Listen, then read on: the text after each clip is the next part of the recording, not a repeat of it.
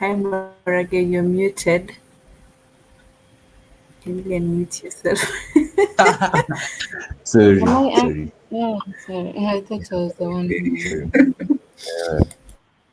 It's a so sorry about that, ladies and gents. Good afternoon again. So today we are honored. This afternoon we are honored to welcome a distinguished expert in cybersecurity and network engineering, whose passion for community impact and dedication to promoting STEM education has touched countless lives. And I believe she might talk about it as she's making her presentation on the topic at hand today. She's a mentor at Swahilipot Hub Foundation, and she has transformed it into her own career path.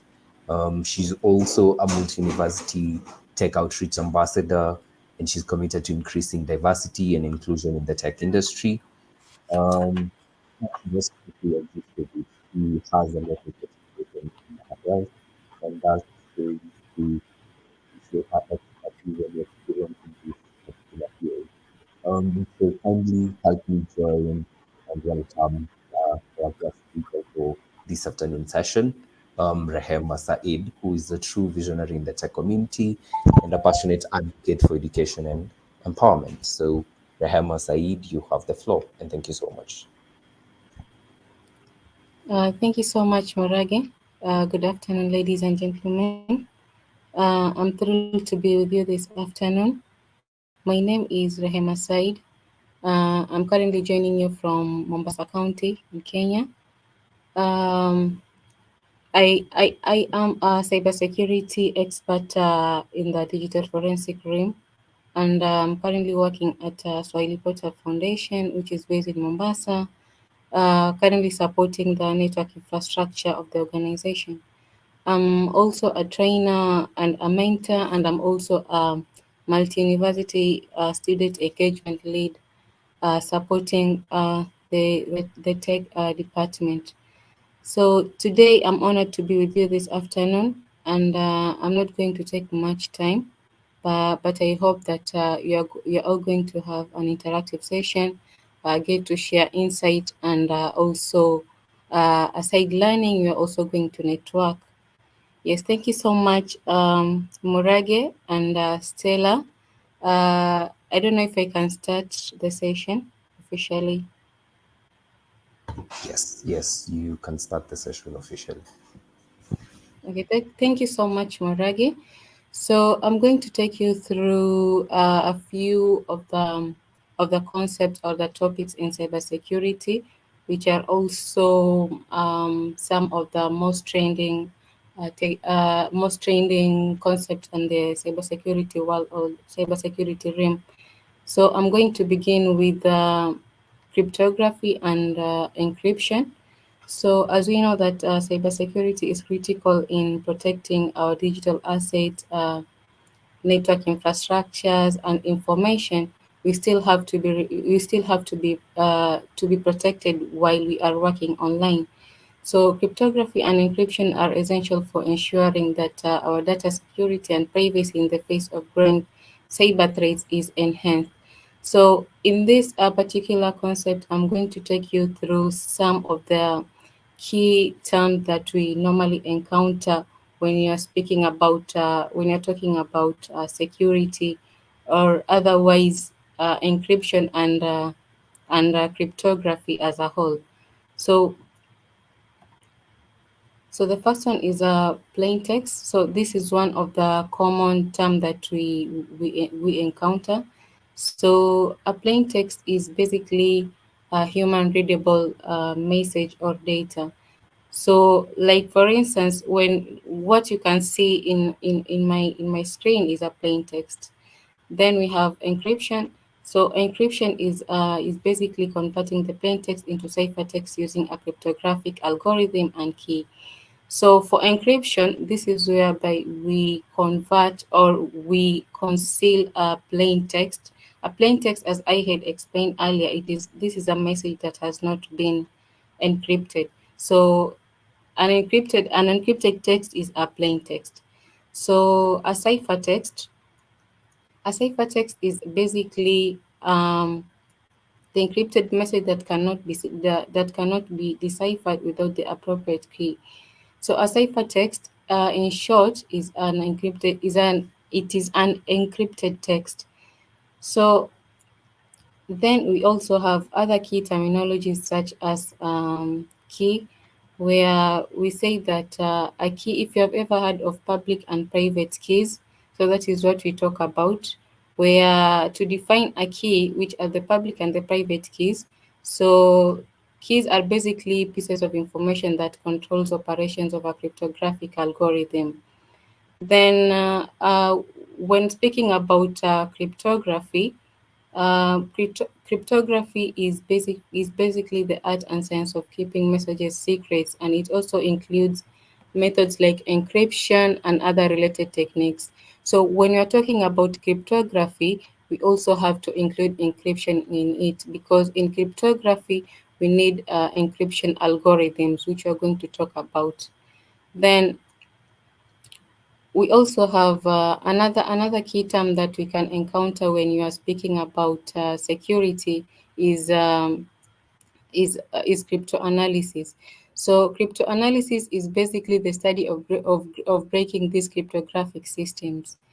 Then in encryption, since we know that we cannot use encryption cannot be can encryption cannot be achieved decryption cannot be achieved if we don't have a decryption algorithm. So why do we need encryption? So we need encryption because we need to protect our data that is sent by the user to the site server. It also Another role that is played by encryption is that it secures several IT assets, which are very, very important in our organizations. Then encryption also avoids modification during transmission, which kicks out maybe an intruder when someone wants to if drop maybe a message. Then encryption will basically capture that. Then another role maybe of encryption that we can say is that it secures sensitive data like banking details. So in summary, encryption and also achieve the CIA of the information, which we call them the elements of security or information security. So by CIA, I mean we have the confidentiality, integrity, the authenticity of data, availability, and non-repudiation. So, by confidentiality is basically ensuring that information is accessible only to those authorized personnel. For instance, an account holder can only view their bank account summary and not any other one else. Then integrity is ensuring that information is accurate, complete, reliable, and is in its original form during transmission. Then authenticity or authentication is basically the identification and assurance of the origin of information. For instance, we may say an email that is claiming to contain your bank account statement as an attachment can only come from your bank. A bank statement coming from any other source, even though it is claiming to be your own bank, cannot be considered authentic. So then we have the availability, which is also another element of the information security or element of the elements of the security. So availability is basically ensuring that information and computing resources are accessible to authorized people when required without delay. Then last, we have the non-repudiation, which is mostly not used, or most people don't know about it. But non-repudiation is ensuring that both parties don't deny the authenticity of their signature on a document. So these are the key elements of the information security. We cannot talk about information security without capturing these five key elements. But the main key element of the information security that we normally we normally discuss about are the three: the confidentiality, the integrity, and the authentication of data or information.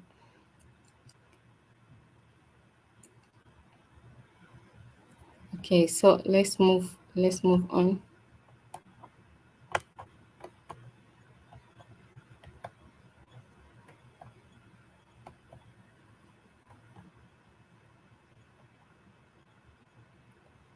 Okay, so as I had explained that cryptography is the art and science of keeping messages secret, and it includes encryption and other related techniques. Um, just a minute. I think my keyboard is hanging.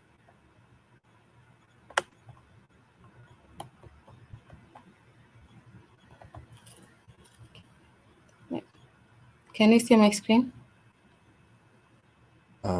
Yes, we can see your screen, but it's not we are not able to see the other slides. We can only see the first slide. Is it in the types of cryptography?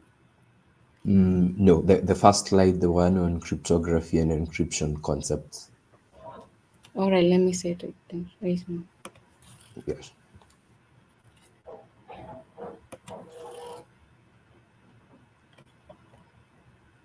Can you see it now? Yes, it's now clear. Yeah, we can see types of cryptography. Can you see it now? Thank you.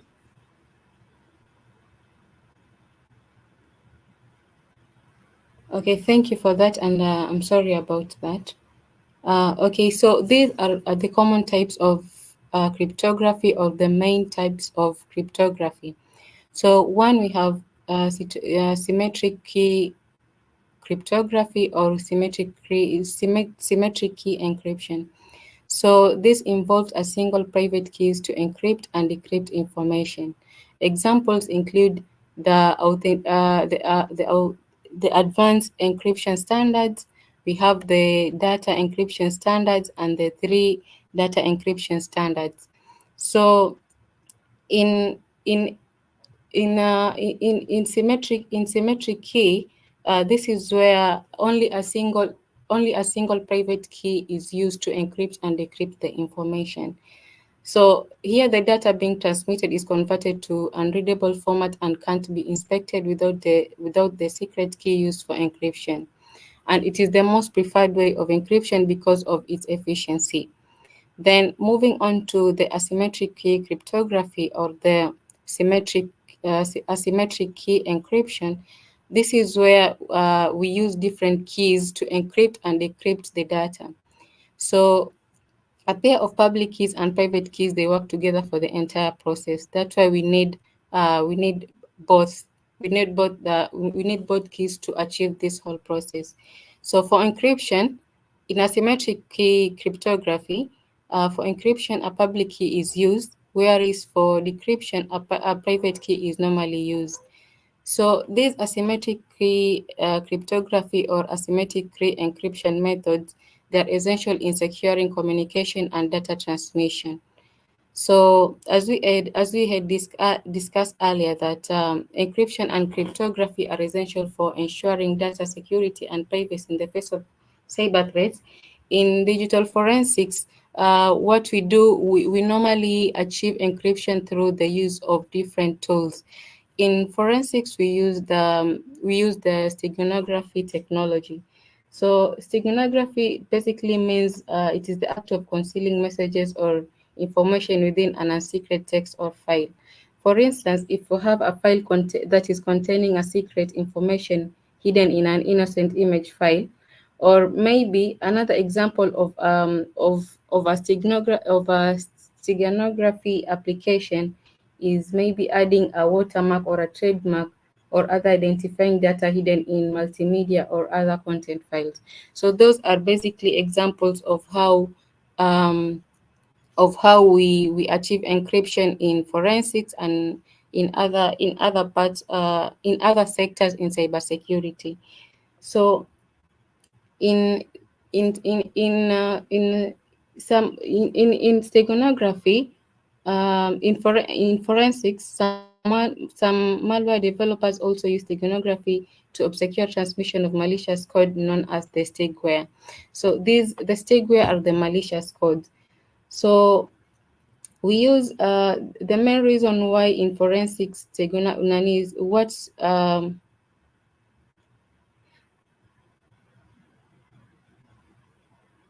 So in forensics, steganography performs different functions.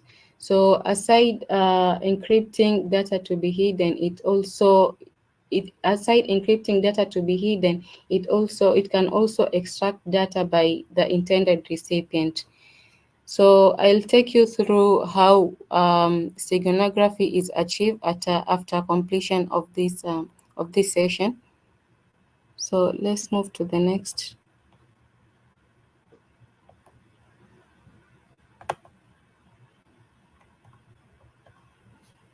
Okay, can you see my screen? Yes, yes, we can see your screen.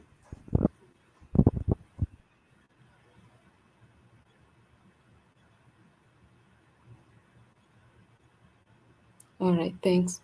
So why is it important to encrypt information?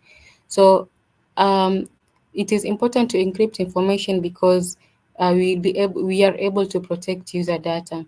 So encryption ensures that data sent by users to a website server remains secured and protected. So that is one important way of why we encrypt data.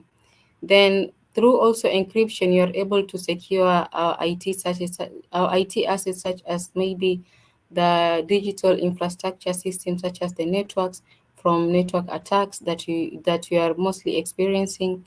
Then also, last but not least, we also prevention modification, where it helps avoid the modification of data during transmission, ensuring its integrity.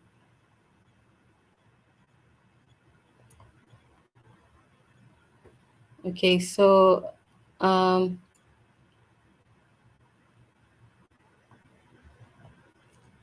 we can see how we can go to we can do a demo on how to see how we achieve encryption in forensics. So I log to my Kali. Can I see my screen? Not yet.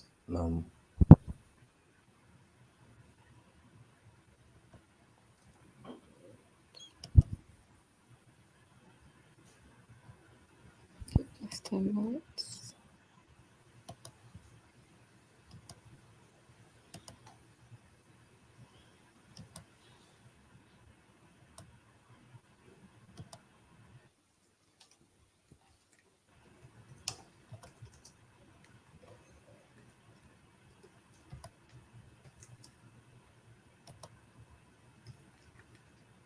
Okay, can you see my screen?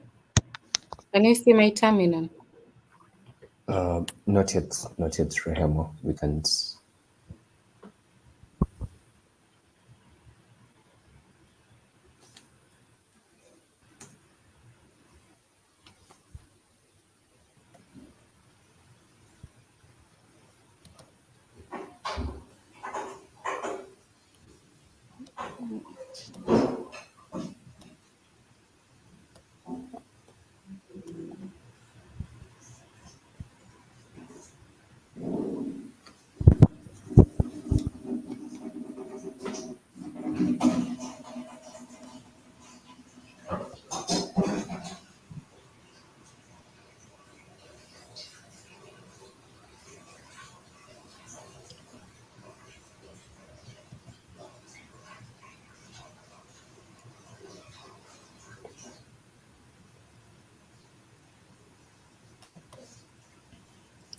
Are you able to see my terminal right now?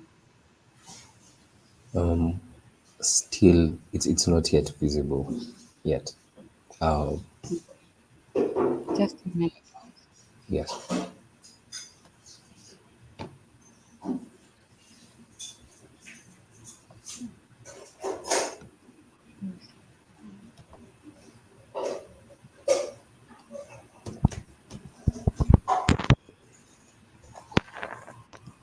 All right. How about now? Not yet. Not yet. Yes, not yet. Okay. Still-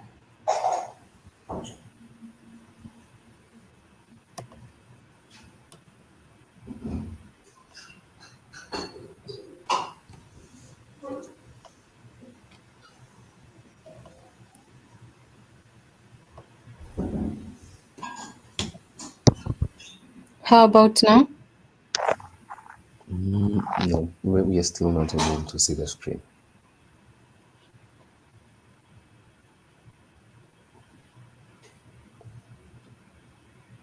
Are you able to hear me? Yes, we can hear you clearly. The issue is only the screen. We are not able to see what you're presenting probably on your end. Okay, sorry about the technical glitches. Let me try to sort it out right away.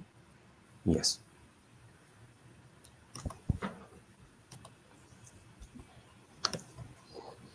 As Rehema is trying to get her presentation on the screen, kindly engage with us using the hashtag Africa STEM Summit.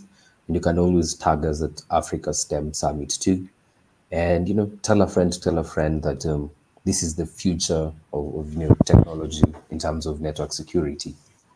So yeah, tag a friend, text them, share the link, share the channel, even subscribe to, so that you are up to date with other information on this channel.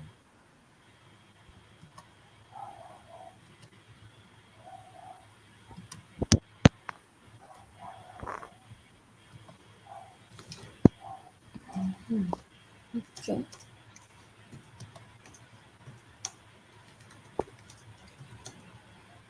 Are you able to see it now?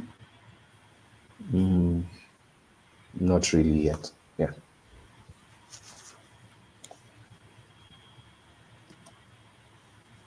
All right. Let me try to share a different tab. Then you tell me if you can see it. Yes.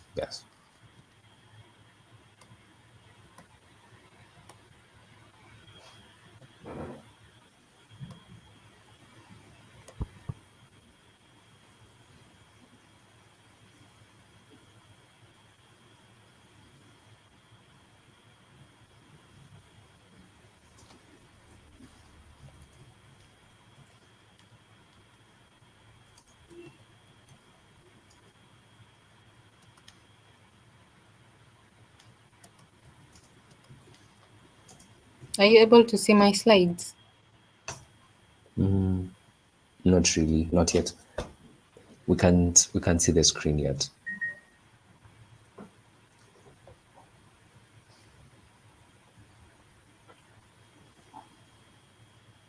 Wait just a minute.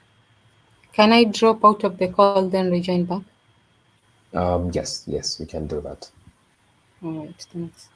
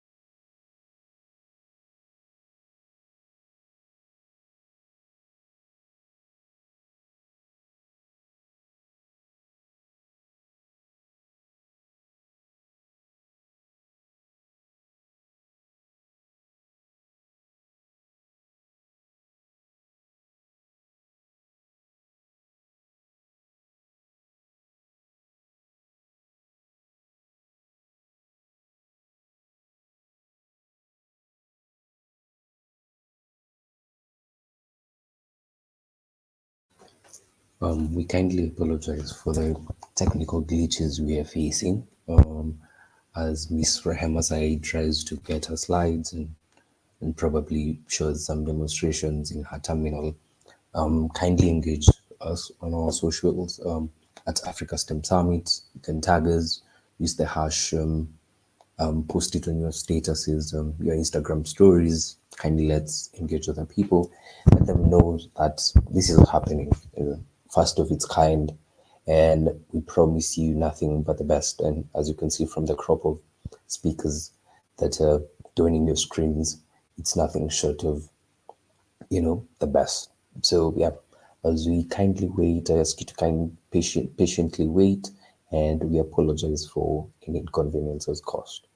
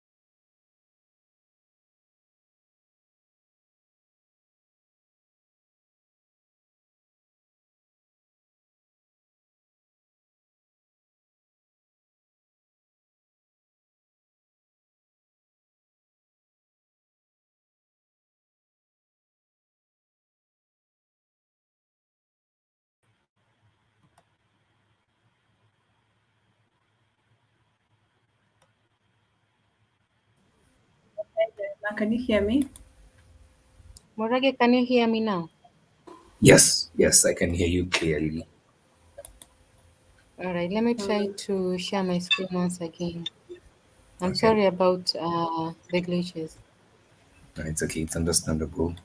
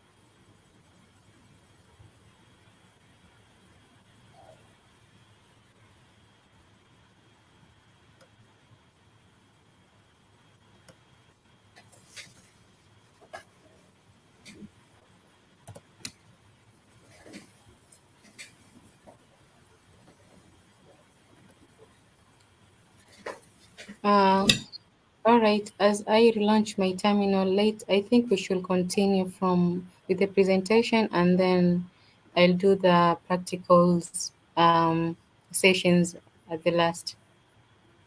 It's okay, it's understandable, Rehema.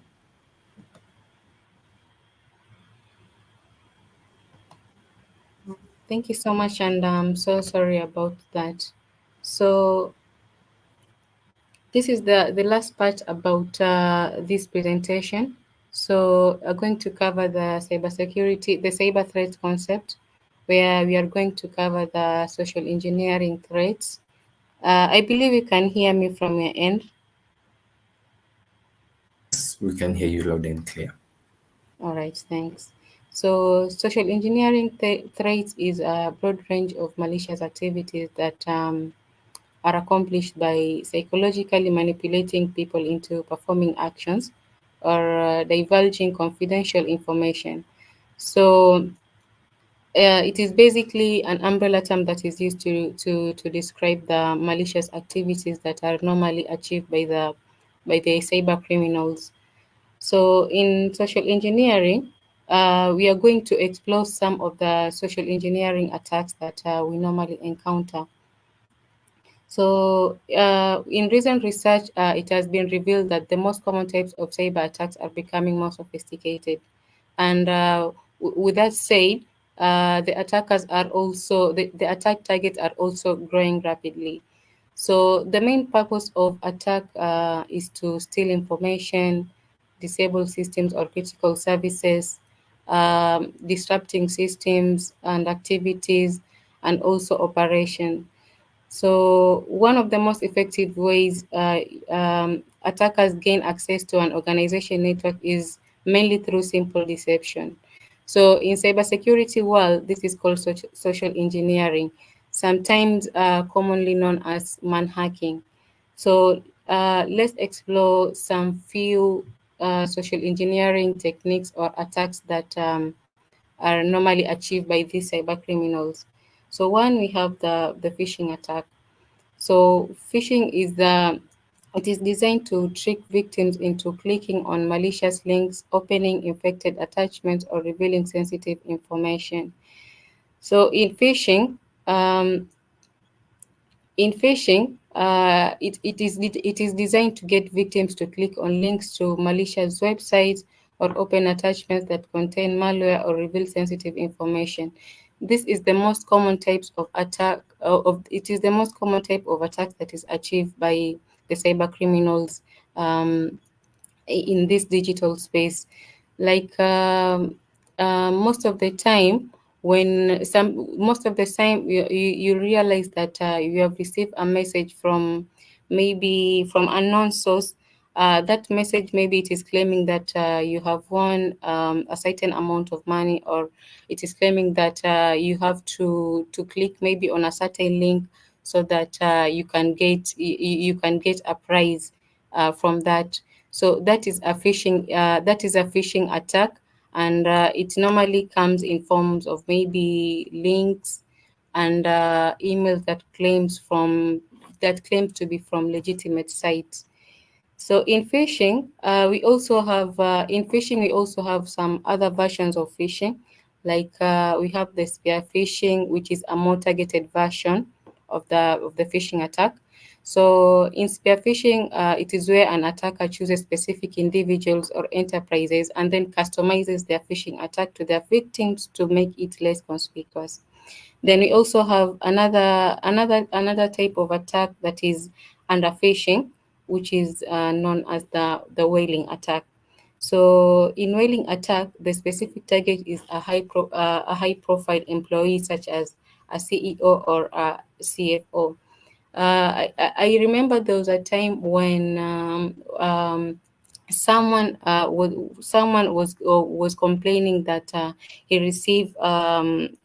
or she received an email from a certain EO, and which that was not true. So phishing is one of the most common attacks that are being achieved by the cyber criminals. Then we have another type of a social engineering attack known as the baiting. So baiting relies on the curiosity or greed of the victim, such as offering free downloads in exchange for login credentials. In baiting, this is where hackers they entice the victims with goods or items. So, for instance, or a good example is when the baiters, who are the cyber criminals or the cyber attacks who accomplish the baiting attack, they offer users free music or movie downloads if the user surrender their login credentials to a certain site. And these baiting attacks are they're not limited to online schemes alone, but it can also be exploited in different ways. For instance, it can be exploited in form of a physical media such as a USB drive. You may maybe one day you may enter an office, then you see a flash drive on your table, then you may be enticed to use that particular flash drive.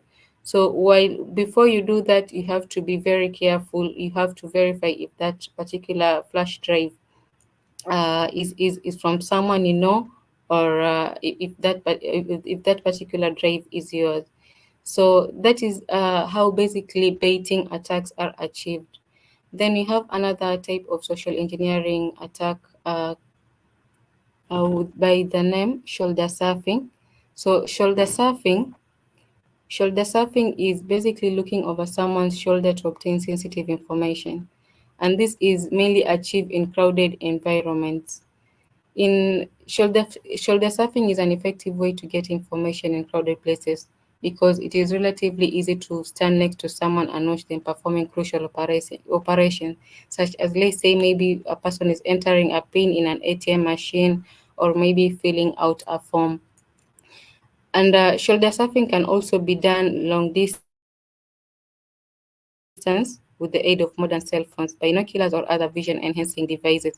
It doesn't necessarily have to be someone to be physically close to you so that they can do that. Now, if you want to prevent shoulder surfing, most experts recommend that you shield your paperwork or a keyboard from view by using your body or maybe cupping your hands. There are also even screen shields that make shoulder surfing much more difficult. Then, so these are just a few of the social engineering attacks or techniques that are existing in this digital space. But we also have more other social engineering techniques or attacks. Um, for instance, we also have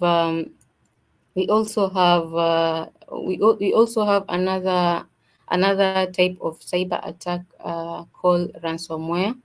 So in ransomware, this is where attacks involve injecting malware that encrypts a victim's critical data.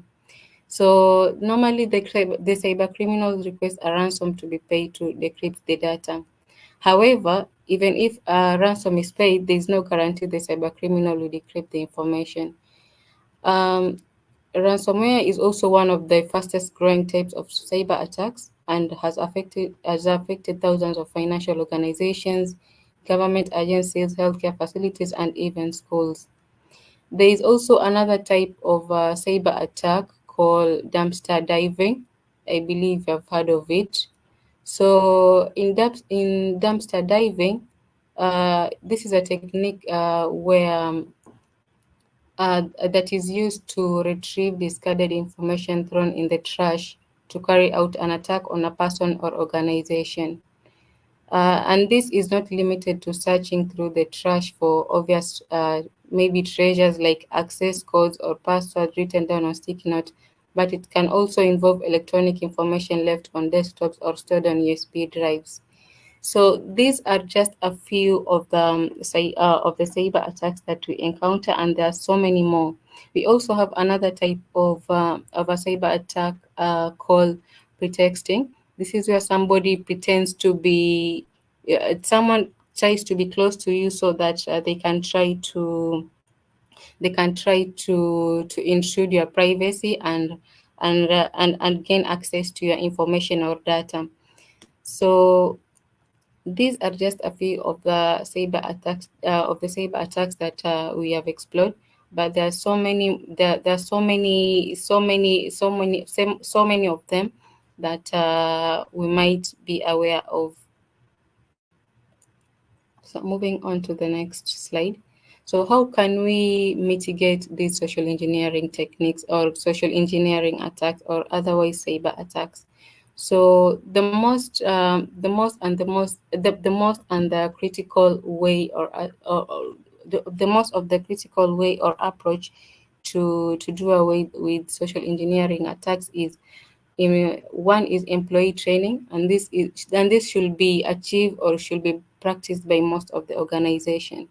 So through providing extensive training to employees on recognizing and responding to social engineering attempts can impact skills and also make them aware of the existing cyber threats.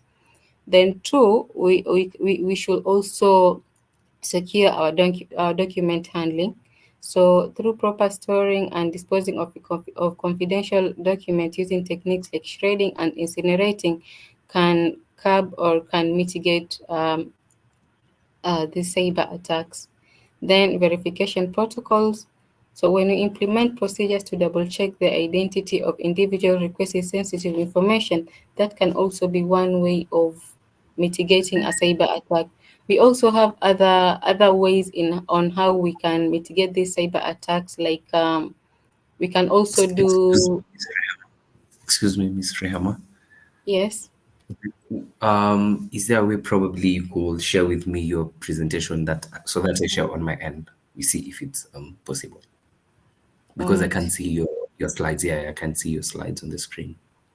Okay. Sorry about that. Just a minute. Yeah, yeah. Can you send me your email? Yes. Let me attach it. Let me send it to the private chat.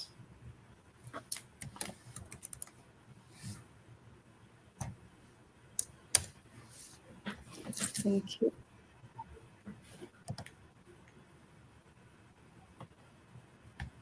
Just a minute.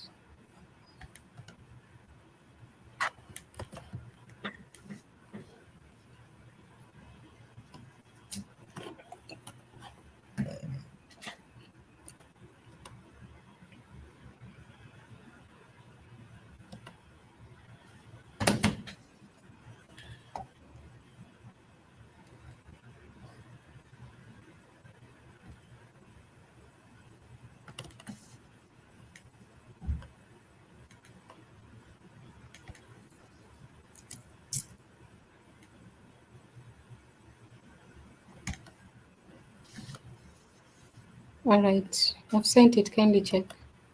Okay.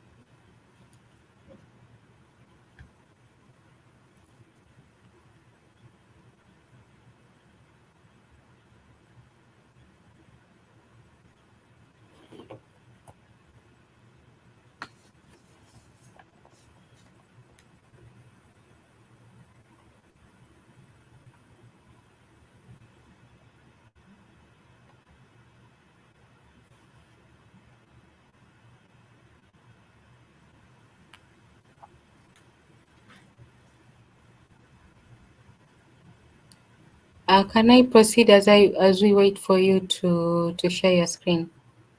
Yes, yes, you can. Yes. All right. Thanks. Sorry about this, guys. So I was talking about on some of the ways on how we can mitigate the social engineering attacks, and these are just to mention but a few.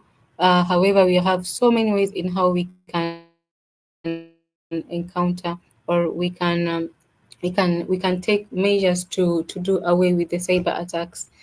So after this, I think we should dive into a few practical areas on one on how we are going to do the encryption using the using the forensics tools and then we're also going to explore on how we can explore a social engineering attack, specifically using a brute force attack. So let me try share my screen, and then we can proceed from there. And then Murage will share the screen afterwards. Okay, that's okay. Okay.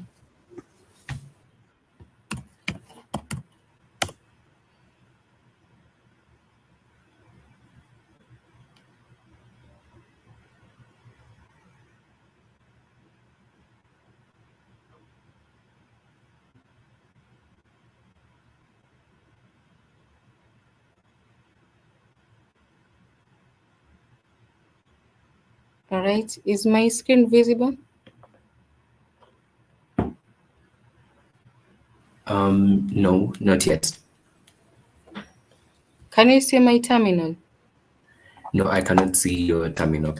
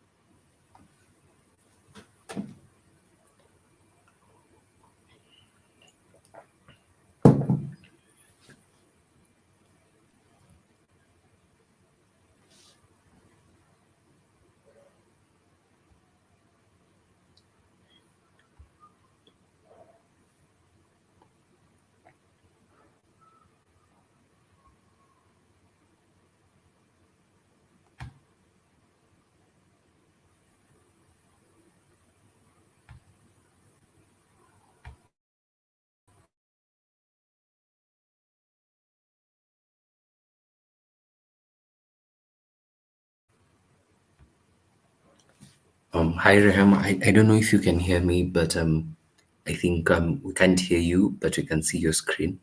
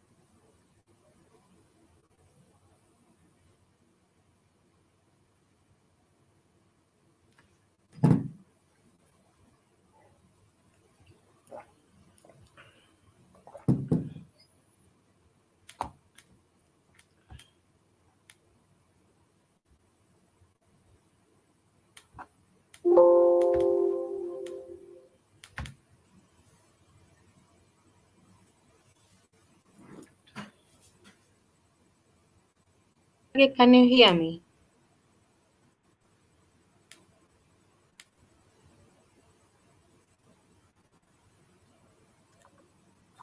Morage, can you hear me?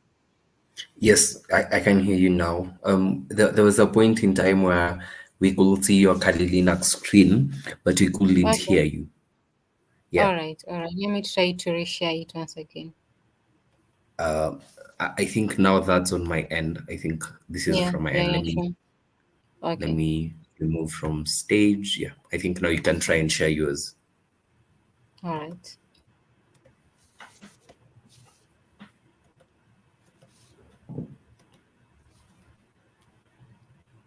Okay. Is my screen visible now? It's loading. Yes, but I think yeah, we are good to go now. We're good to go. Thank you so much. Welcome.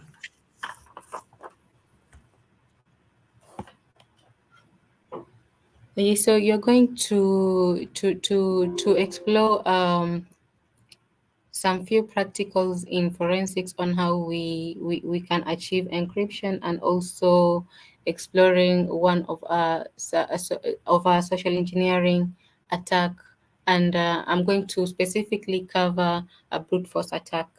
So as I had explained earlier, that steganography in digital forensics, it involves concealing messages or information within a non-secret text or file. So this secret text or file, it can either be an image, or it can be an audio file. So the main purpose of steganography, or the main function of steganography, is basically to hide information, and encrypting, and also encrypting data that is to be hidden, and also extracting hidden data in a hidden file. So in steganography is achieved mainly with open source tools or online tools. So some of the few open source tools we have are the one I'm aware about and I've used it is the OpenStego, and we also have online tools which include the SIAO steganography, which hide files in the BMP or WAV files. Then we have the image steganography, which they had image inside another image. So this is where an image is hidden inside another image. Then we have the Crypture. The Crypture, this is where we achieve the steganography through interaction with the CLI tool, or the command line interface tool. So let's explore. Let me write the tools on the chat box. I hope my screen is not going to be tampered.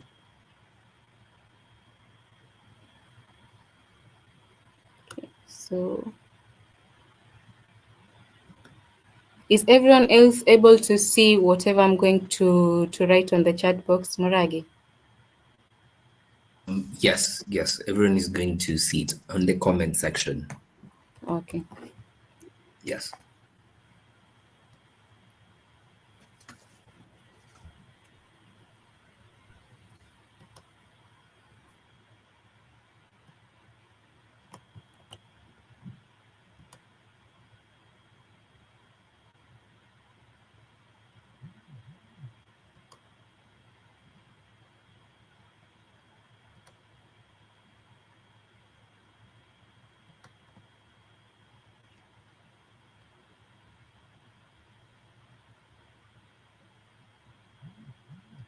All right, so I've said that we have the open source tools, and we also have some online tools. So these are some of the open source tools that we can use to achieve steganography. So we have the OpenStego, then we have the online tools. So just to mention a few, we have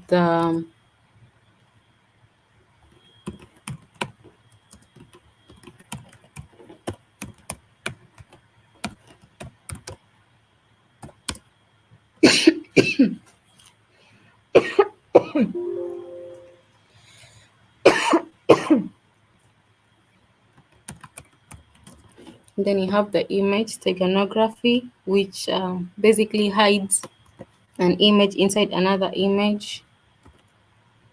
Then we have another online tool where where a user gets to interact with the command line interface. It is called the Encryption. Uses the CLI. Yes, so those are just a few of the tools that you can use when you are performing or you are conducting a steganography. So going back to our terminal, we are going to the first demonstration I'm going to do is basically I'm going to show you how we hide files, how files can be hidden. So in this approach, we are required to you'd only be required to have a zip file, and in that zip file, we are going we are going to also have a text file. So when you're hiding files, we require a secret file and a cover file. So a cover file, this may be an image or an audio file. Then a secret file, this is basically a zip file or the file that is to be hidden. So in in achieving steganography, there are some tools that you have to install in Kali Linux.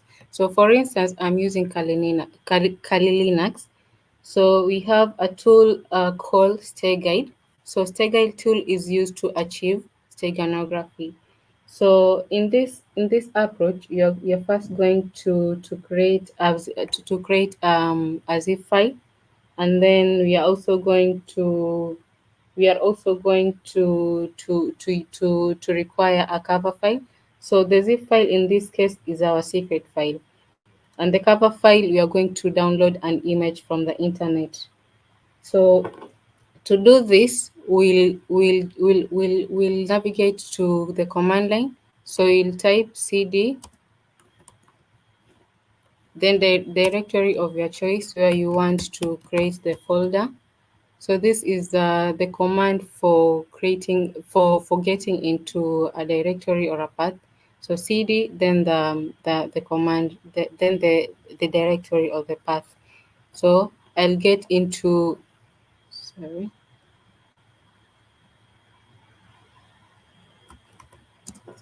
downloads. That was a typo. Okay, so I'm in downloads. So when you're in downloads, we can create a folder. So how do we create a folder in Linux? So to create a folder, we use a command mkdir, then we give the folder name. So it is mkdir, then the folder name. So let's say since you want to hide, we are practicing on how we can hide files. We can name our folder hiding files. Okay, hiding files. So we have created a folder by the name hiding files. So if you want to verify that your folder has been created while you are still on the same directory, you run a command ls. So ls will list the folders or the files that you have in in that current directory. So when I run that command, let me check where my folder is, the hiding files. So here it is. So it's here. So after that, I'm going to get into that folder. Then I'm going to create a text file. So getting into a folder, since I'm in the downloads folder and I've created my folder in the downloads directory. So what I'm going to do is basically getting into that folder that I've just created. Okay, so as you see in this path, so you have the download and then the hiding files. So when I list, if I try to verify the content of that particular folder, there is nothing in it. As you can see, there is nothing in that folder. So to create a file inside a folder in Linux, we use the command, the touch command. So I'll create a file, a text file by the name, and just, or just text.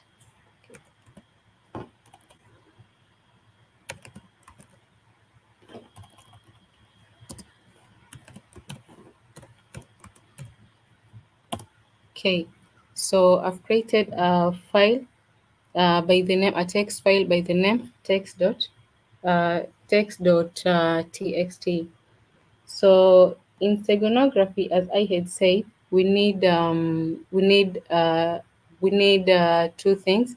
So you need a cover file, and you also need a secret file. So in this case, our secret file here is the zip archive file. Then our cover file is going to be an image file. So you'll go to our browser.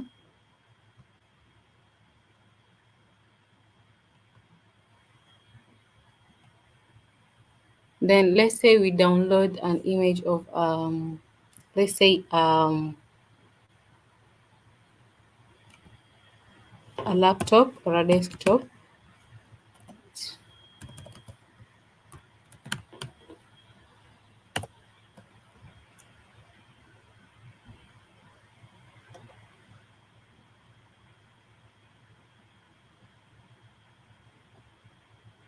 Okay, so let me select one.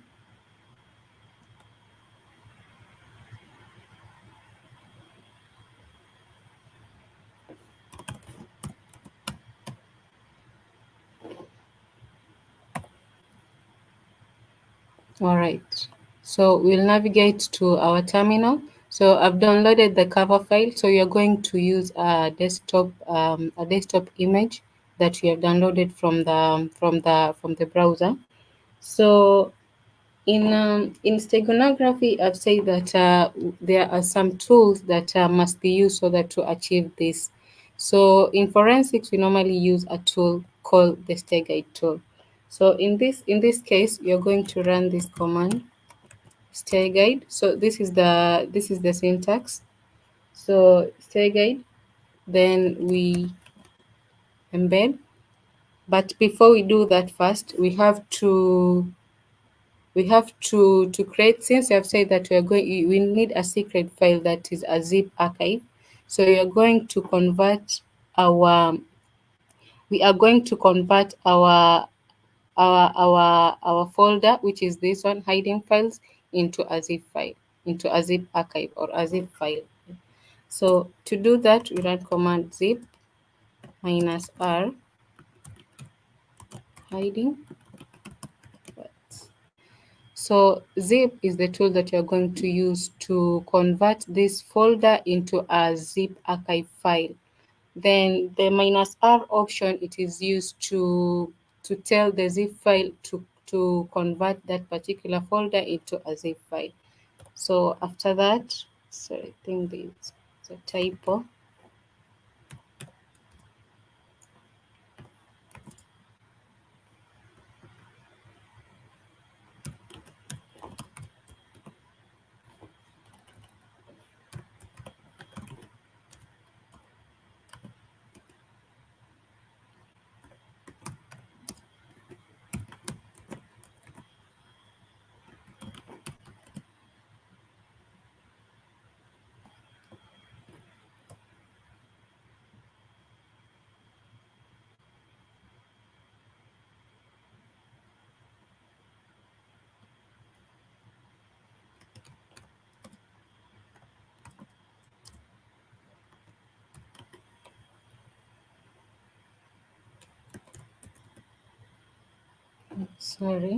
Sorry about this.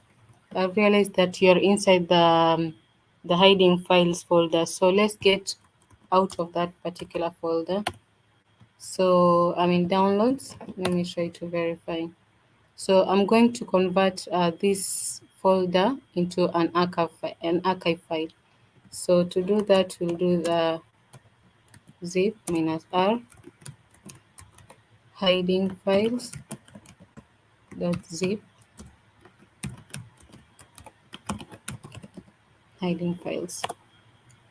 So what I've basically done here is I've used the zip tool. So zip is the tool, then minus R is the option.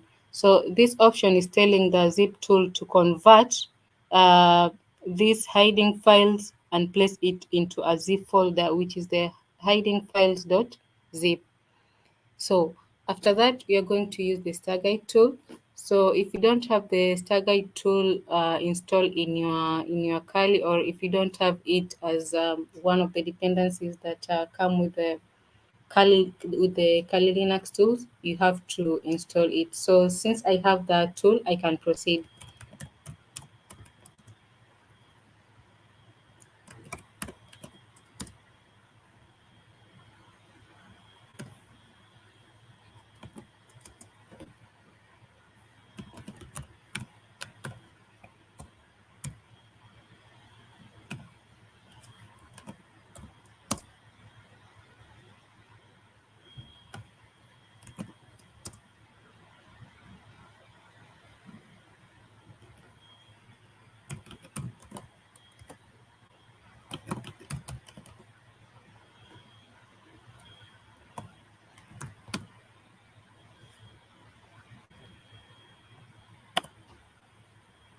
All right. So sorry about that. So before I proceed, let me explain this how this command has been implemented, or what this command is meaning. So StayGuide is the tool that we are going to use to perform the steganography, or to hide the content of the files. Then embed is it basically means that you are going to embed these files. Then minus cf, embed is the mode that we want to use to hide the, that is to hide the files. Then the minus cf option is used it is used to select the cover file. So, and in this case, our cover file is this, the desktop.jpg. Then we also have the minus ef option.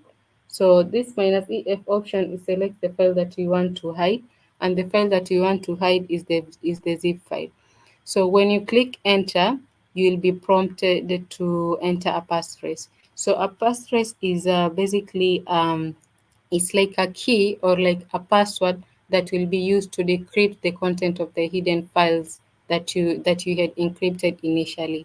So I'm going to enter a passphrase for my file, for my file that I want to encrypt. So you make sure that the passphrase that you had inputted initially has to match in the second prompt. So when I enter, when I click enter, so down here you'll see these files are being embedded in desktop.jpeg. So this desktop is the cover file that we want to hide the content, and then this is the secret file. The hiding files.zip is the secret file. So that is basically how we in forensics, that is how basically files are hidden. Then now let's move to let's move to see how we can create a new Stego file to output it to a new file.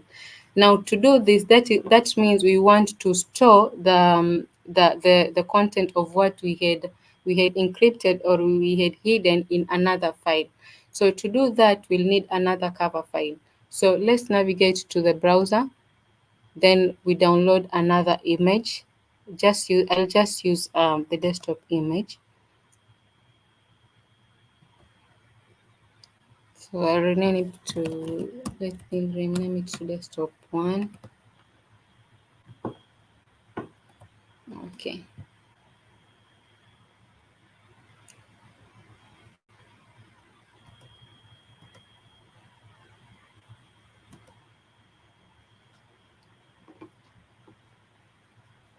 So to create a new Stego file, to output it to a new file, you're just going to use the same command, but the last command that you're going to add an extra command at the front of this command that you have used, because that command is basic. What it basically does is just creating a Stigo file.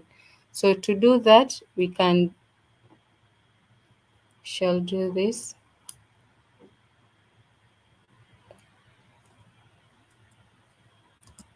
So it is tguide embed minus -ef, the cover file. Then this is the secret file. Then after that, there is this command minus -sf. Then you are going to add the file that you want to embed the encrypted file in, or you want to hide the file that we had encrypted initially into a new file. So we had created desktop1.jpeg. So when you click enter, it will prompt you to input a passphrase. So passphrase is the key or the password for your encrypted file that you will use it again to decrypt the file that you had hidden. So when you click enter, um,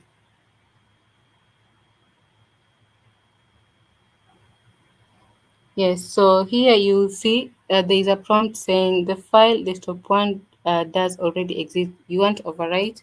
Yes. So you'll see that here you have created at the bottom below, you'll see writing stick of file desktop1.jpeg. So that means we have hidden our cover file or our encrypted file inside another file. So you have basically created a Stigo file. So that is another practical demonstration that we have achieved or we have done.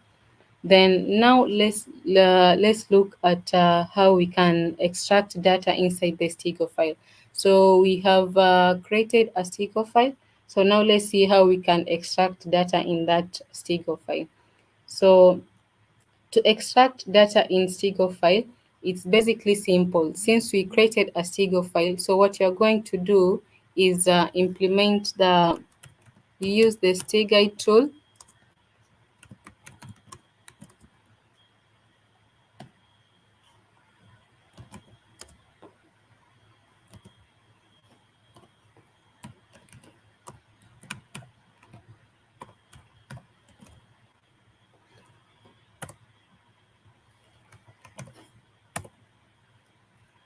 Okay, so let me explain the meaning of this command.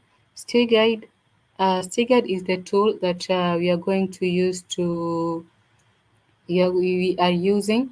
Then extract is also a tool that tells the StigGuide tool to extract the content of what has been hidden inside inside this cover file, where we had hidden we had hidden the other cover file. So minus -sf is basically a command for creating a Stigo file. So then after that, after you have entered your passphrase, there's this instructions down here. So we overwrite. So when you overwrite, you'll say route extracted data to hiding files.zip. So when we are extracting data inside a Stigo file, the zip archive file will be extracted in the same directory.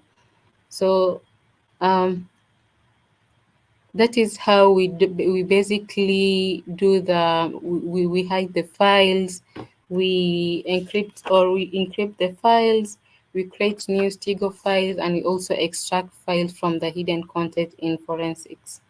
So we can now try to see how let's move to another practical demonstration on how we can protect and crack a zip file or a zip archive file.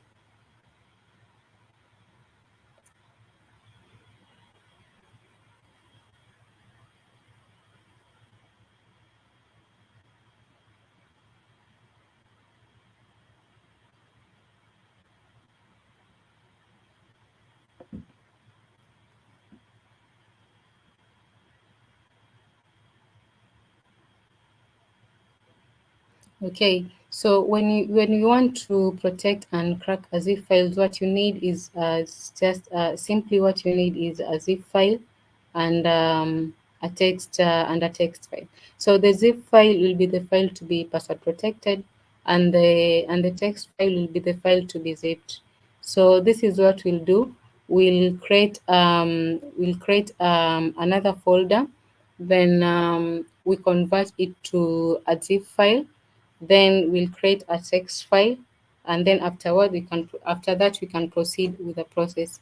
So what we'll do, we'll come to what you being on the same directory. We can create another folder. Maybe we call it password cracking.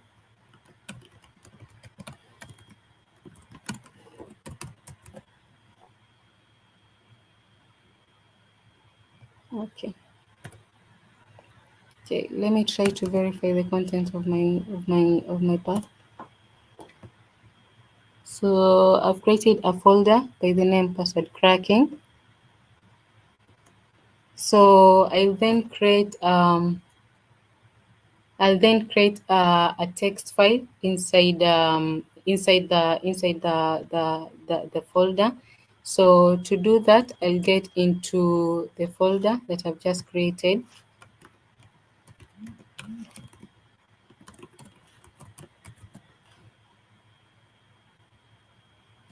Okay, and also as you type the commands, you have to make sure that you type in the correct thing.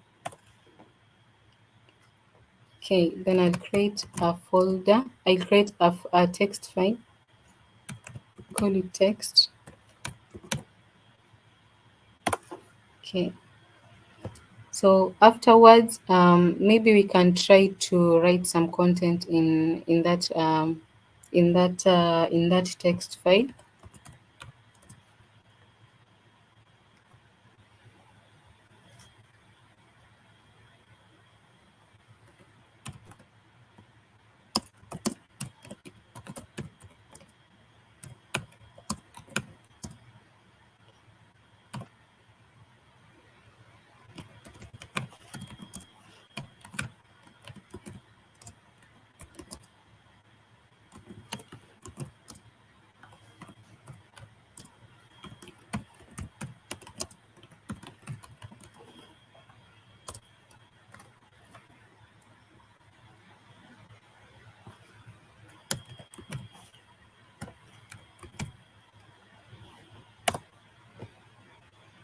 Okay.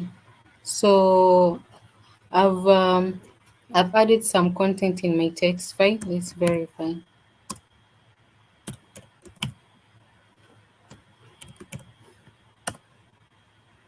Right, so it's okay. So afterwards, what I'll do, I will get out of this folder, then I convert my folder into a zip file.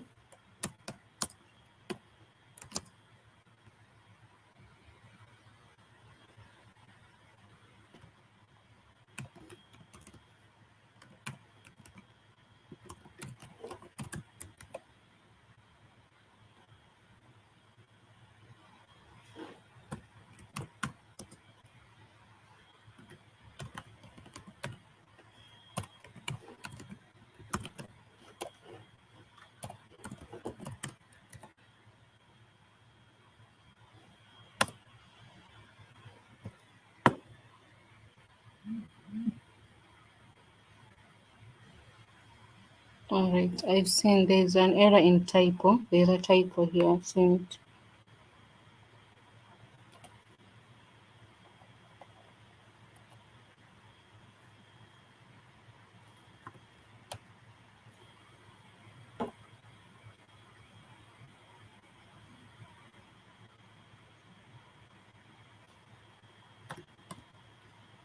Okay. Yeah. So this means I've basically converted the folder into a zip file.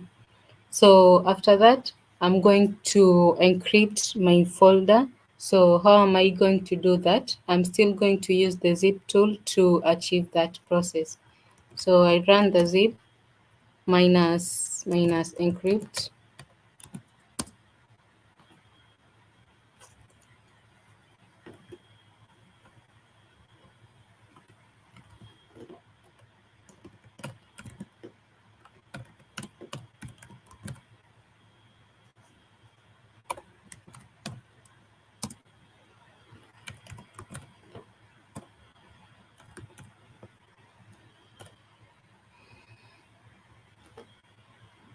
Okay, so let me explain how this command functions here. So the zip tool basically selects the tool that we want to use. Then the encrypt command, it will encrypt the zip file into it will encrypt the zip file, and it will require a password to decrypt the content. And then the password protect .zip is the name of the outputted file. Then the text.txt is the file to be compressed. So here we want to compress this file. Then this is the output file. All right. So when you click enter, you'll be prompted for a password. So enter password. So this password will be used to open that particular zip file. So you'll see here down here, so adding text.txt, meaning the text file has been encrypted. You cannot access it until you have the password of that particular file. So basically, that is how we protect, and we password protect, and we also crack a zip file. So to crack a zip file, what we do, you just unzip. You use the unzip command, and then the name of the output file.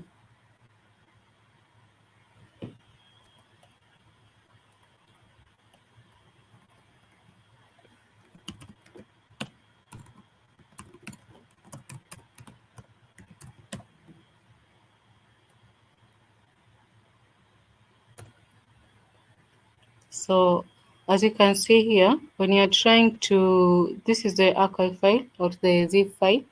So here it's asking if you want to replace password cracking, then you can say no, or you can say yes.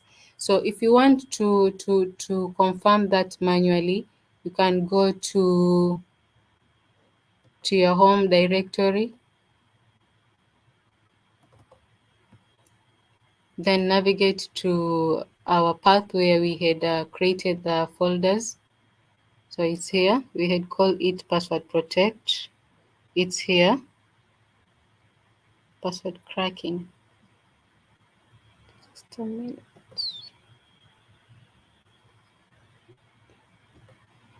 Okay, password cracking. So this is the zip file.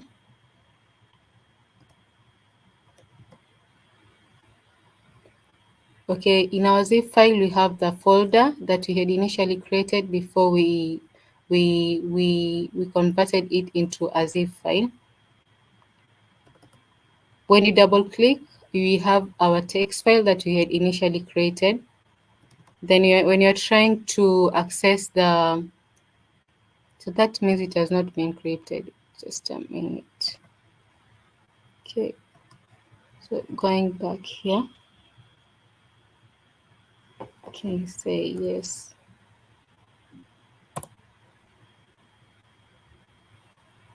Okay, let's try go back again.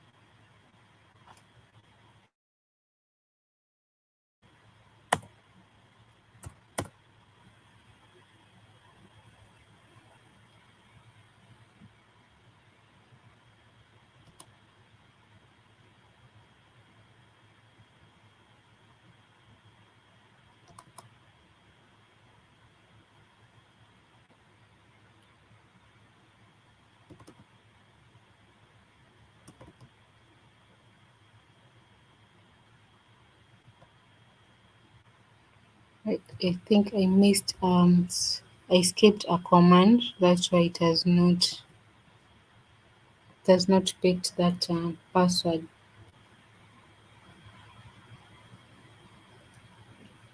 All right. So basically, that is how these are just a few of the practical demonstration on how you can hide files. You can um, you can extract files from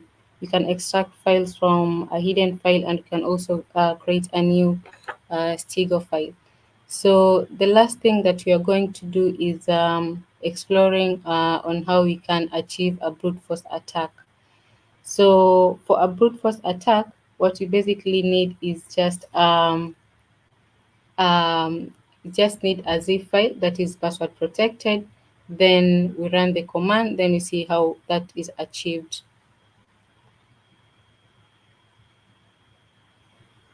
All right. So you're just going to use the same file that we had created, the password protect.zip. So what we'll do, okay, the file is supposed to be password protected, but sometimes in Linux, when you're trying to run these commands, I think it's somehow becomes incompatible, or maybe there's something that we have skipped a bit.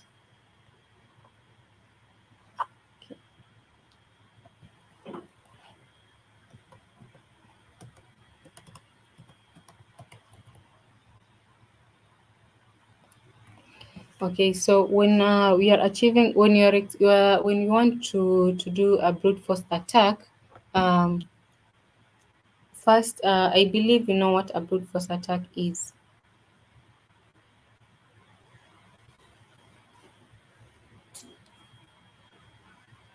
Murege, can you hear me?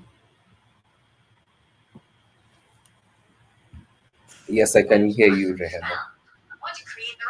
All right, thanks.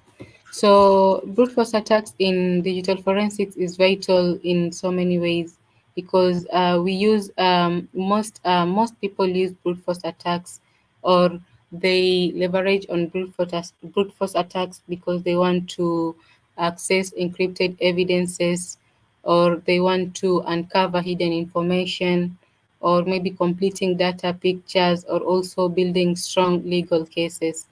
So beside achieving all this, brute force attack also comes with some limitations, or disadvantages or limitation.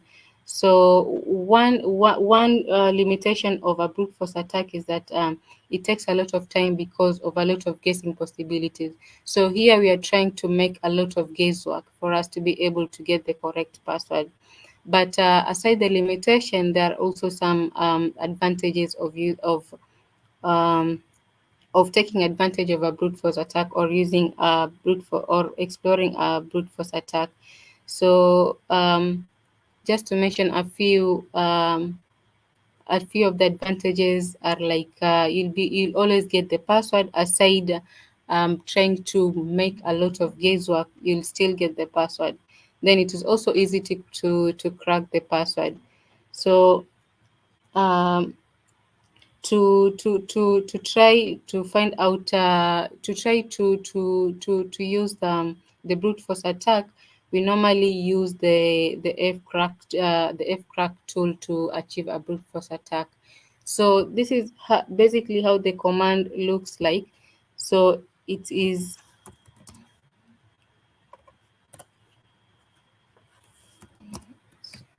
so let me get into the folder. So downloads.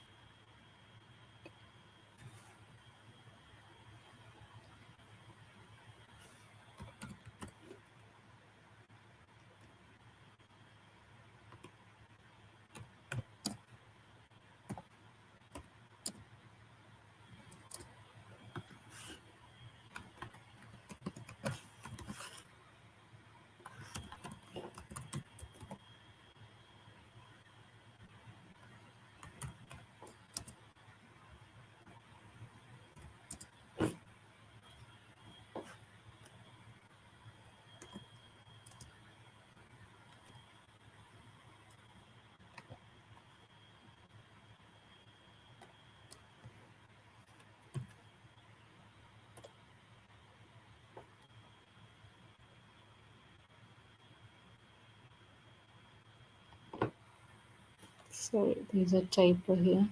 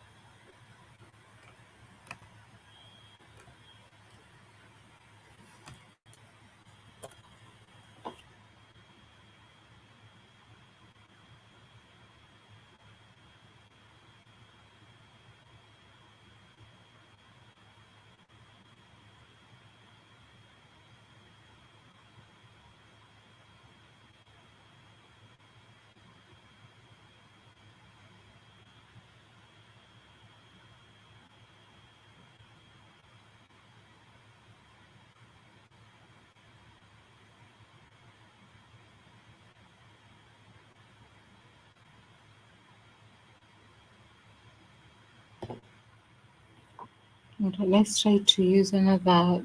There's another file uh, that I had created, and it is password protected. So let's see how we can use brute force attack to accomplish that.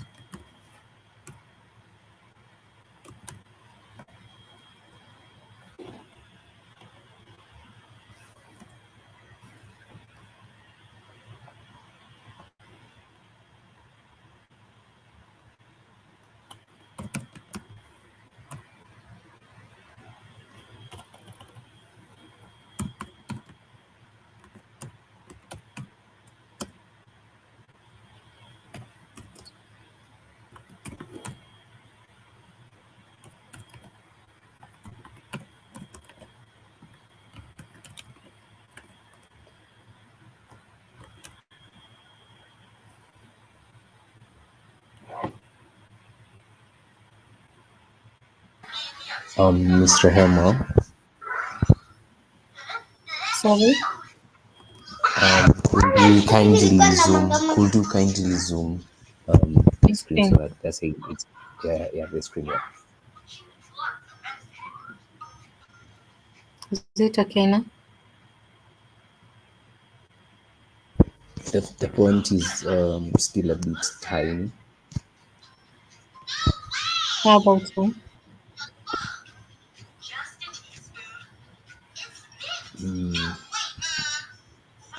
Not yet. I think it's still the same.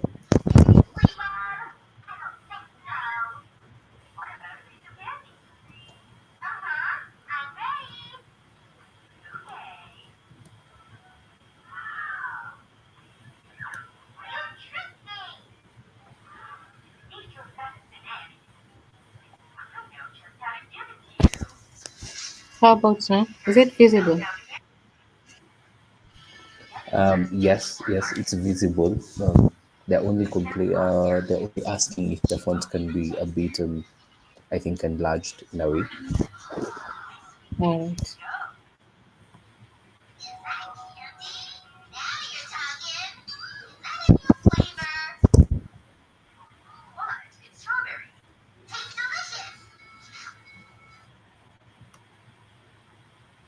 How about that?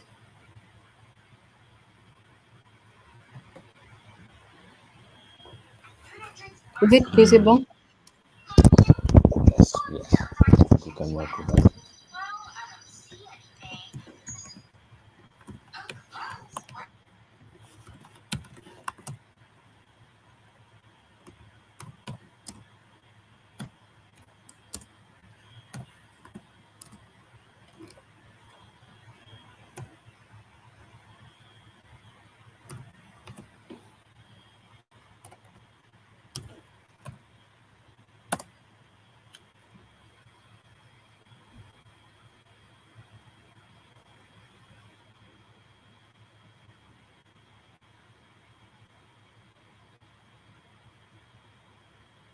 All right. So in brute force attack, as I had explained earlier, what we need is just a password protected a zip file. Then you run the fcrack minus b, then the file name minus u minus c al um, minus l4. So to explain this command here, so the fcrack tool basically selects the tool that you might want to use. So it will identify the correct password of the file. So this tool will identify the correct password of the file. Then the B option will select the option for the brute force attack. So this option specifies the kind of attack that you want to use. So in this case or in this scenario, we are performing a brute force attack. If it could be a dictionary attack, then we could use a different command. Then the file the brute force attack dot zip, this is the file that we want to brute force. Then the minus u command, it basically tries to unzip the file, um, or otherwise the right password won't be you won't be able to get the right password. Then the e command,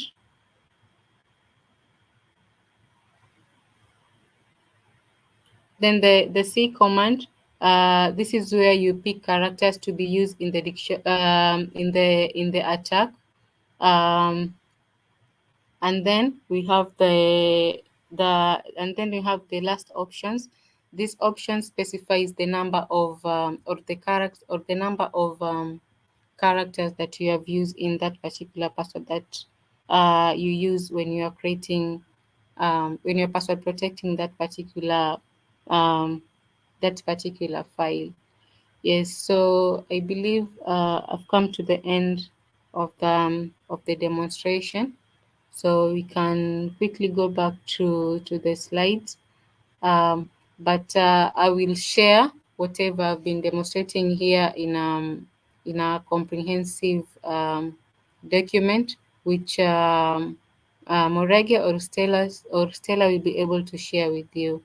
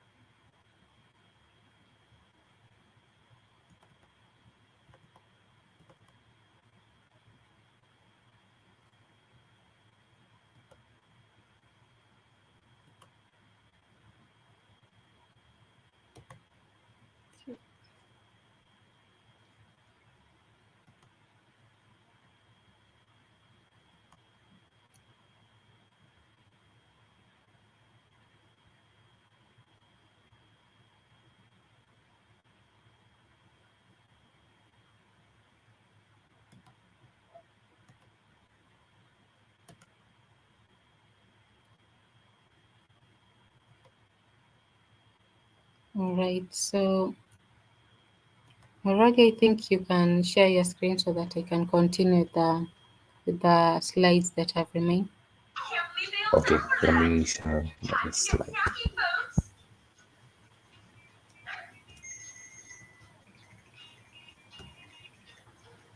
If you want to learn more awesome ways to sneak food, keep your eyes peeled and your mouth watering.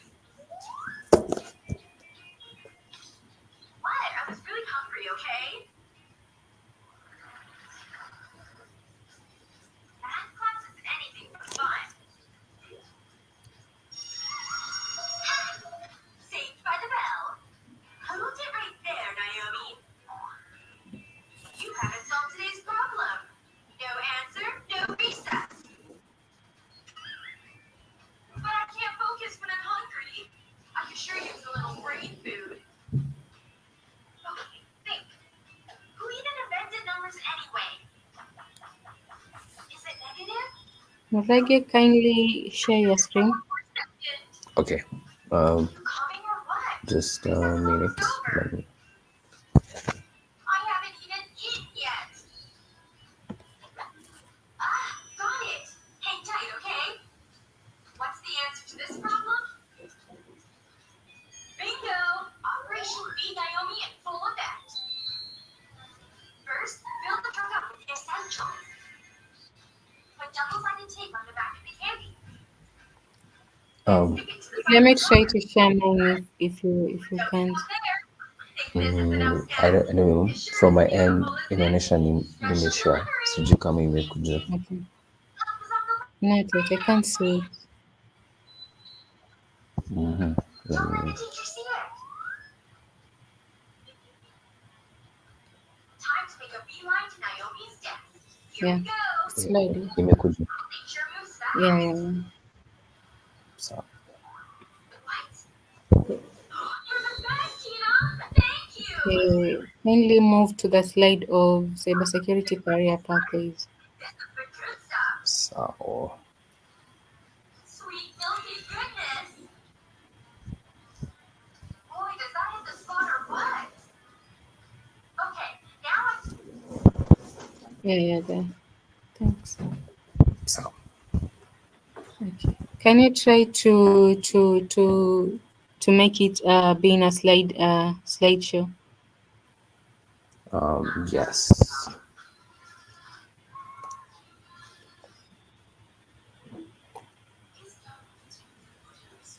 Go there at the top of the menu slideshow. Slideshow. Yeah. From current slide. Current slide. Yeah. Yeah. Current slide.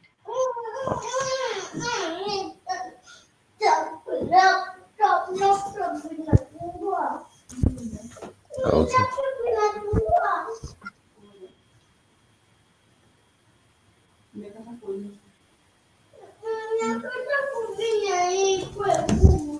I can't see it. Just a minute, it's taking some time to load.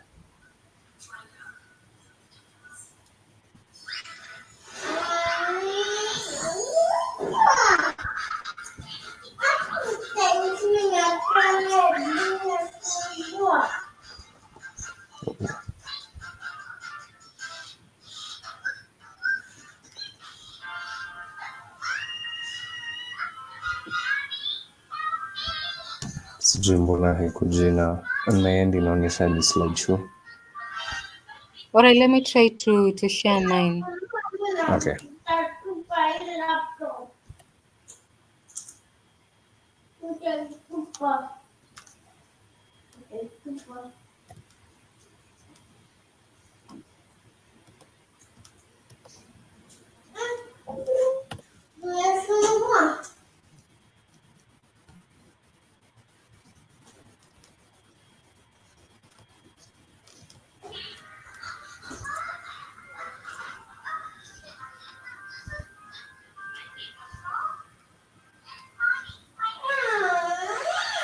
Is it visible? Bado.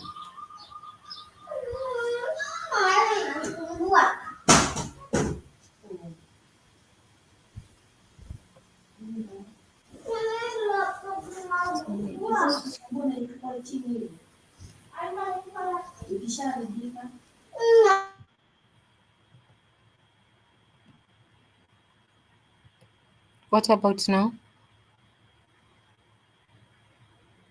Is it visible? Not yet, Rehemo.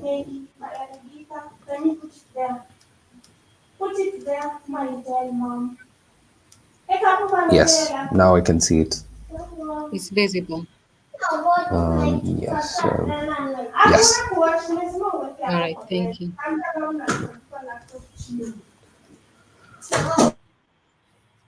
Okay, so for cybersecurity career pathways. So cybersecurity offers a wide range of exciting and rewarding career paths. So these are just to mention but a few. But there are some in-demand skills that you need to have for you to be able to venture into the world of cybersecurity. Then also supported by some educational pathways, and also which can lead you to some of the career opportunities into this promising field. So some few demand skills that you need to have for you to, as a cybersecurity professionals, are you need to have knowledge of networking, penetration testing, vulnerability testing, digital forensics, risk management, programming, critical thinking, and also problem solving. These are just a few skills that you can have as as a cybersecurity professional.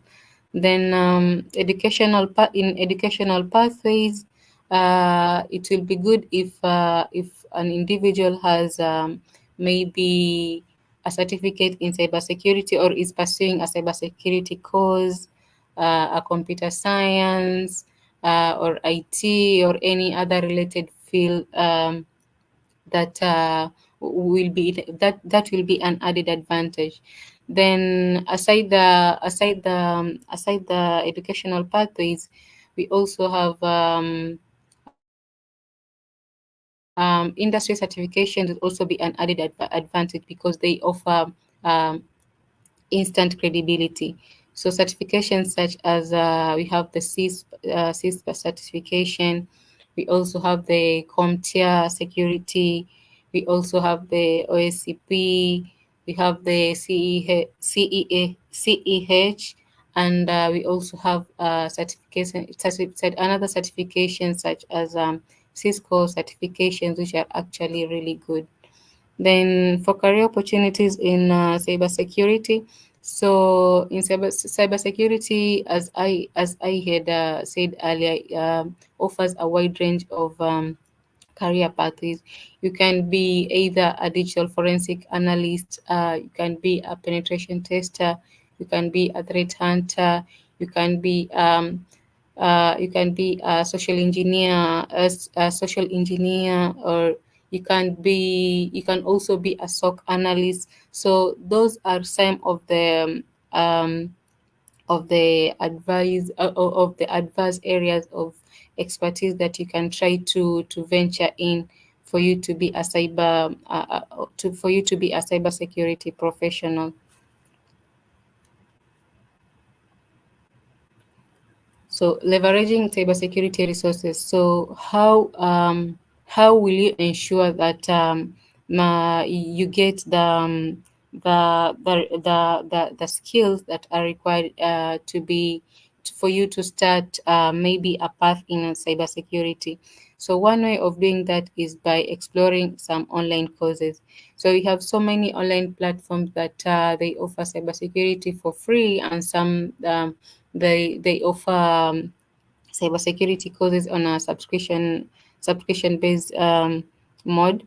So just to mention a few, we have platforms such as the Udemy, we have Security Blue Team platform, we have Hack the Box, we have Try Hack Me, Threat Hunter, and so many more that you can enroll into a cybersecurity course. Then you get the required skills for you to be able to identify a particular choice of your expertise. Then another way of doing that, or of leveraging cybersecurity field, is through recommended readings. So this is whereby you have options of exploring the blogs, the books, or maybe industry publications that we normally see through the internet. Then also attending industry events, whereby you get to meet up with professionals, get connected, and then you can even grow. You'll be able to grow out of that experience. Then also another way of exploring or leveraging cybersecurity career is through professional organization, whereby you might it's a good idea to join existing cybersecurity communities, because through that you'll be able to grow your skills and even be in a better position for you to maybe even earn certifications out of it. Yes, so I think I've come to the end of the presentation, uh, unless there is any question.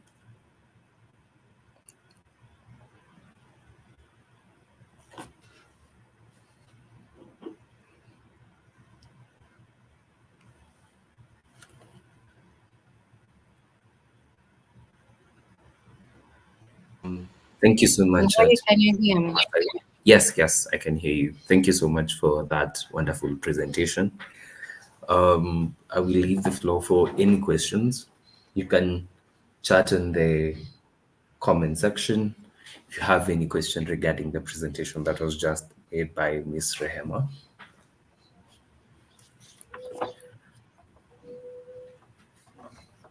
Personally, for me, I will say, as you're typing your questions, I might add probably. I interacted with cryptography as a course Nice. last semester. I think it was cryptography and cybersecurity. But Mm. the best thing about this session was that I got to see steganography. Steganography. Yeah. It's something that I only read about, but I didn't know Mhm. how to use it or how to implement it. Now I get to know how to do it. So that's a plus for me, and it's really enjoyable. And then definitely looking forward to further conversations and sessions where we get to delve into this if you're definitely open to engaging us too. Nice, nice, nice. That is actually really, really great. Yes, so yeah. Um, I can see Ambrose Kiteki. They have said they have enjoyed the session. Thank you so much, Ambrose. It was also from our end, we also thank you for joining us today and this afternoon for this session. And yes, we appreciate all of you. Thank you so much for tuning in, and thank you so much, Ms. Rehema Said, for accepting our invitation. Even though they don't know you were sick, I could hear you coughing. We are very sorry, and we hope you get better. But thank you so much for joining us. Thank you to Moragi for moderating this session. I sincerely apologize for the technical glitches, um, because I believe if it was not for that, we could have covered a lot. Yes, Yes, but no worries. I'm going to copy my LinkedIn social media handle in the comment section. Then we can get to connect and interact on LinkedIn. Yes. In a world where they say your network is your net worth, I believe this is Yeah. a worthy network. So yeah, glad to. I will definitely engage you on LinkedIn and follow you. And since as I interacted with your socials, I've seen some of the amazing things you're doing. I expected maybe probably you could have touched on what you're doing on the Swahilipot hub. Yeah, Probably yeah, it. sure. Yeah, yeah, kindly if you don't mind us, yeah, indulge us. It's okay. So Swahili Potter Foundation is an NGO, or rather a non-governmental organization that it is based in Mombasa, right behind Fort Jesus and next to the governor's office. So Swahili Potter Foundation is basically it's basically a community center that focuses mainly on empowering the youth. So we have different programs that run at Swahili Pot, and different programs for different departments. And yes, anyone is welcome at any time. We have so many good things that we are actually doing at Swahili Pot, and you can actually come and visit us anytime of your choice. Thank you so much, and we graciously accept the invite and the welcome. When we make time or when you're in the coastal region, we'll definitely make a point to visit you guys. All right, Yeah, all right. yeah. Thank you at Sleep for Thanks Rehema for the session. That's at Sleep. Thank you so much, Sleep, for also engaging us. And we are so sorry, Sleep, that we were not able to zoom in on the terminal, but Miss Rehema has promised she will share the terminal slides with us. So Yeah, as soon sure. as we get them, we'll disseminate them to you personally. So Yeah, yeah, sure. Thank you I so believe much, yeah. Morage. I'm not able to share my social media my LinkedIn handle on the comment section. I don't know Um, why. Worry not. Let me share it for you. I think I have it on my end. Let me just share it. Give me a moment.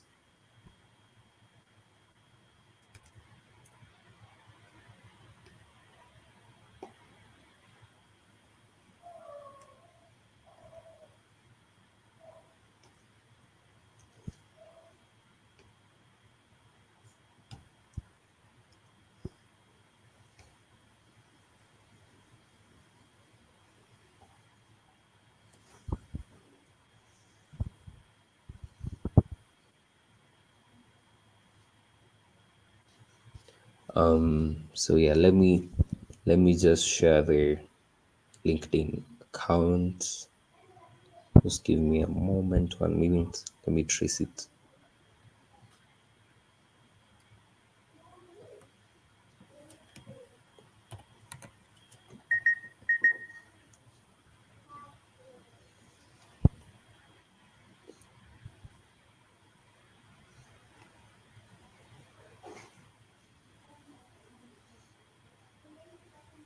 Okay. I think, are you able to see it on your end?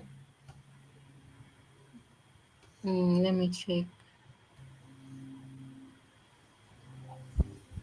Yeah, yeah, yeah, sure. Thank you so much for helping out. Okay, welcome so much, and we hope that when we call you again, you'll be able to grace us with your presence. Yeah, sure. Hopefully. Yeah, Okay. Thank you hopefully. so much, Murage. Thank you so much, Stella, for the invitation. And I'm looking forward to further collaboration with you guys. I appreciate. Thank you so much, Ms. Rehema Said. So that brings us to the end of our afternoon session and our second day. We are definitely looking forward to seeing you tomorrow for a vibrant session where it will be both. It will be a hybrid session, both physical and online. Yes, and we are looking forward to seeing you all tomorrow again. So thank you so much. My name is Umara Gewanyeri, and our guest speaker for today's session was Ms. Rehema Said. Thank you and have a lovely evening. Have a good day too.